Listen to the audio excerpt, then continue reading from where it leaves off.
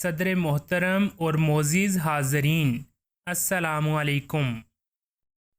کم لوگ جانتے ہوں گے کہ ہمارا پیارا وطن پاکستان خدا کا ایک ایسا عطیہ اور انعام ہے جو نزول رحمت کی رات یعنی 27 ماہ رمضان جو شب قدر کہلاتی ہے عالم وجود میں آیا تھا۔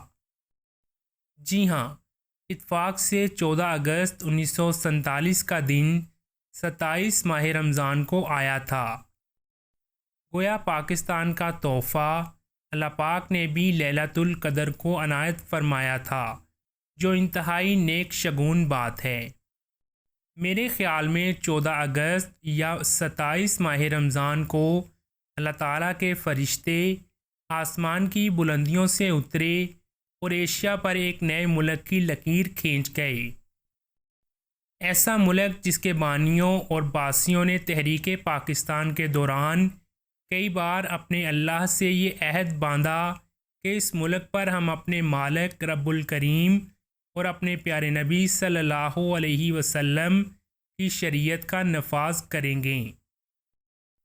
قائد اعظم نے اپنی قوم سے اپنے خطاب کے دوران اعلان کیا تھا کہ پاکستان کا حصول محض زمین کا ایک ٹکڑا نہیں بلکہ ایک تجربہ گاہ کی حیثیت سے چاہتے ہیں، جہاں ہم اپنے اللہ اور اس کے حبیب صلی اللہ علیہ وسلم کی بتائی ہوئی راہوں اور اس کے اصولوں کو عملی جامہ پہنا سکیں۔ نزول رحمت باری نے اس عہد کو شرف قبولیت بخشا اور ہم دولت بیدار سے نواز دیے گئے جس کا نام پاکستان ہے۔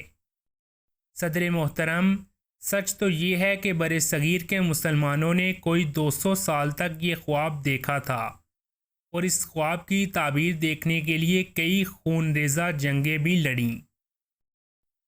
سامعین کرام، الحمدللہ پاکستان کے چمن کو اس کے مالیوں نے پھول سے بچوں کے معصوم خون کے ساتھ سینچا۔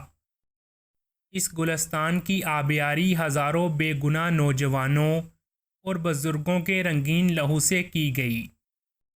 پاکستان کے وجود کی خاطر بے شمار سہاگنوں کے سہاگ لوٹے، لوگوں نے اپنے معصوم جگر گوشوں کو اپنی آنکھوں کے سامنے سنگین کی نوک پر چلاتے اور تڑپتے دیکھا۔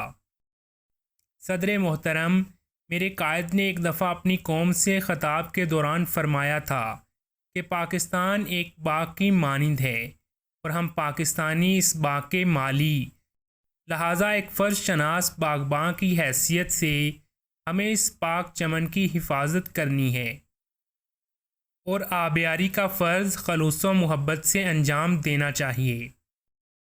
سامعین کرام، مادر وطن کے ساتھ عقیدت و محبت کے اس طرح اظہار اور پیار کے بعد اب ہم اس کی تاریخ پر نظر ڈالتے ہیں۔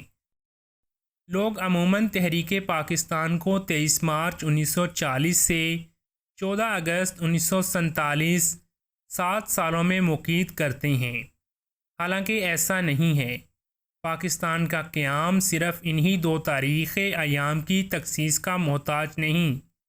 پاکستان اس روز کا قائم ہو گیا تھا، بلکہ قائد اعظم کے الفاظ میں پاکستان کی بنیاد اس دن رکھ دی گئی تھی جس دن ہندوستان کے پہلے باشندے نے کلمہ لا الہ الا اللہ محمد الرسول اللہ پڑھا تھا۔